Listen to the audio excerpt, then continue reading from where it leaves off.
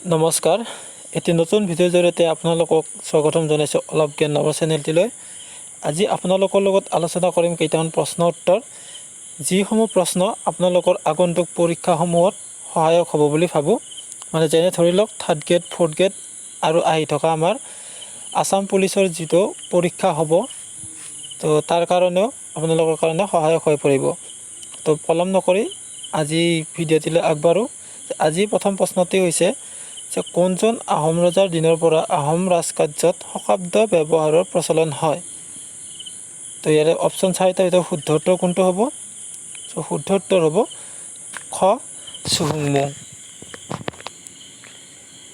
Next প্ৰশ্ন, কোনজন ৰজাৰ দিনত শংকৰদেৱে আহোম ৰাজ্যত নৱ বৈষ্ণৱ ধৰ্ম প্ৰচাৰ কৰিছিল?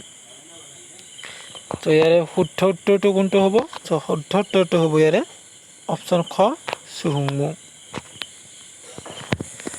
গড়গয়া ৰজা কাক কোৱা হয়? তো ইয়াৰে চাৰিটা অপশ্যন দিয়া আছে। এই চাৰিটা অপশ্যনৰ ভিতৰত শুদ্ধ উত্তৰটো হ'ব চুক্লেমুং।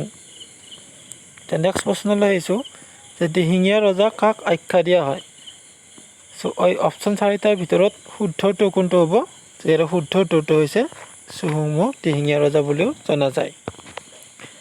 যে কোচ ৰাজ্যৰ বিভাজন কেতিয়া হৈছিলে? ইয়াতে সুধিছে যে কোচ ৰাজ্যৰ বিভাজন কেতিয়া হৈছিলে? এইকেইটা অপশ্যনৰ ভিতৰত আপোনালোকৰ শুদ্ধ উত্তৰটো হ'ব 1581 চনত কোচ ৰাজ্যৰ বিভাজন হৈছিলে। এতিয়া নেক্সট প্ৰশ্ন আহিছোঁ, ভাৰতত ৰেল লাইন, টেলিগ্ৰাফ, ডাক টিকট আদিৰ প্ৰচলন কোনে কৰিছিল?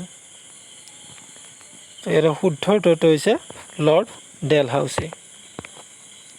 নেক্সট প্ৰশ্ন আহিছোঁ, মহাৰাণী ঘোষণাপত্ৰ কেতিয়া ঘোষণা কৰা হৈছিল?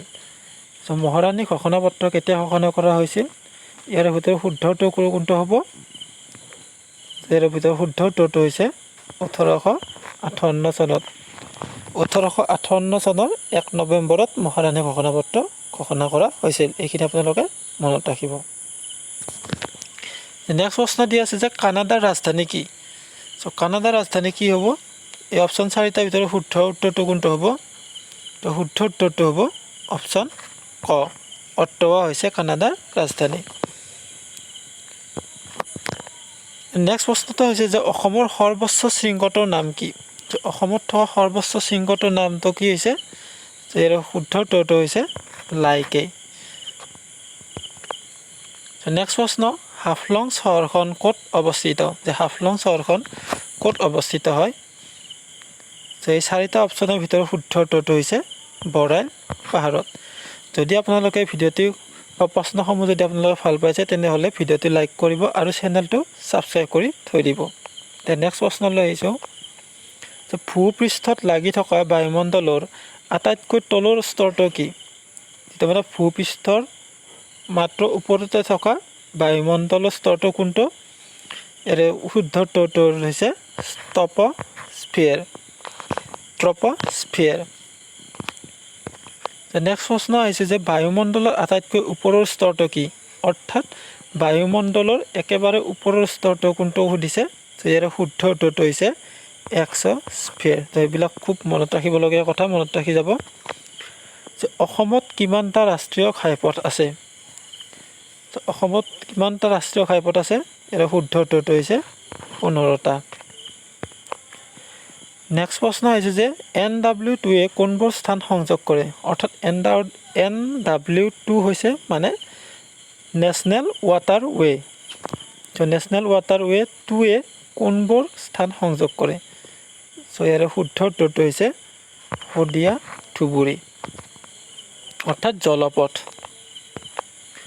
নেক্সট প্ৰশ্নটো হৈছে যে মাজুলী জিলাৰ যোৰহাট আৰু কমলাবাৰী ঘাট সংযোগী নতুন ৰাষ্ট্ৰীয় ঘাইপথটো কি? নতুন ৰাষ্ট্ৰীয় ঘাইপথটো কেই নম্বৰ সুধিছে? ইয়াৰ শুদ্ধ উত্তৰটো হৈছে 715 নম্বৰ ৰাষ্ট্ৰীয় ঘাইপথ। নেক্সট প্ৰশ্ন হৈছে যে ইষ্ট ৱেষ্ট কৰিডৰটোৱে সংযোগ কৰে। ইয়াৰ শুদ্ধ উত্তৰটো কোনটো হ'ব? ইষ্ট ৱেষ্ট কৰিডৰটোৱে শিলচৰৰ পৰা পোৰবন্দৰলৈ সংযোগ কৰে। এতিয়া আহিছে নেক্সট প্ৰশ্ন যে অসমত কিমান বিমানবন্দৰ আছে? অসমখনত কিমানটা বিমানবন্দৰ আছে? এই অপশ্যন 4টাৰ ভিতৰত শুদ্ধ উত্তৰটো হৈছে অপশ্যন গ 7টা। নেক্সট প্ৰশ্ন আছে যে লীলাবাৰী বিমানবন্দৰ কোন স্থানত অৱস্থিত? যে লীলাবাৰী বিমানবন্দৰ ইয়াৰ ক'ত অৱস্থিত? ইয়াৰ শুদ্ধ উত্তৰটো হৈছে উত্তৰ লখিমপুৰ। নেক্সট প্ৰশ্ন হৈছে যে ৰূপসী বিমানবন্দৰ কোন স্থানত অৱস্থিত? যে ৰূপসী বিমানবন্দৰ ইয়াৰ অপশ্যন 4টাৰ ভিতৰত শুদ্ধ উত্তৰটো হৈছে ধুবুৰী। নেক্সট প্ৰশ্ন চাহাৰা মৰুভূমি ক'ত অৱস্থিত? যিহেতু সুধিছে চাহাৰা মৰুভূমি ক'ত অৱস্থিত, নিশ্চয় আমি সকলোৱে জানো যে চাহাৰা মৰুভূমি হৈছে নৰ্থ আফ্ৰিকাত অৱস্থিত। তো বন্ধুসকল, আজি এইকেইটাই আছিলে প্ৰশ্ন উত্তৰ। যদি আপোনালোকে এনেকুৱা ধৰণৰ বা বিভিন্ন শিতানত বা বিভিন্ন ধৰণৰ প্ৰশ্নসমূহ যদি আপোনালোকে জানিব বিচাৰে বা আগন্তুক পৰীক্ষাসমূহৰ কাৰণে যদি আপোনালোকে নিজকে প্ৰিপাৰেশ্যন কৰি তুলিব খোজে, তেনেহ'লে মোৰ চেনেলটি ছাবস্ক্ৰাইব কৰিব আৰু এনেকুৱা ভিডিঅ'বোৰ পাই থাকিবলৈ বেল বটনটো প্লিজ দবাই দিব। আজিলৈ এইখিনিয়ে, আকৌ নেক্সট ভিডিঅ'ত লগ পাম। ধন্যবাদ।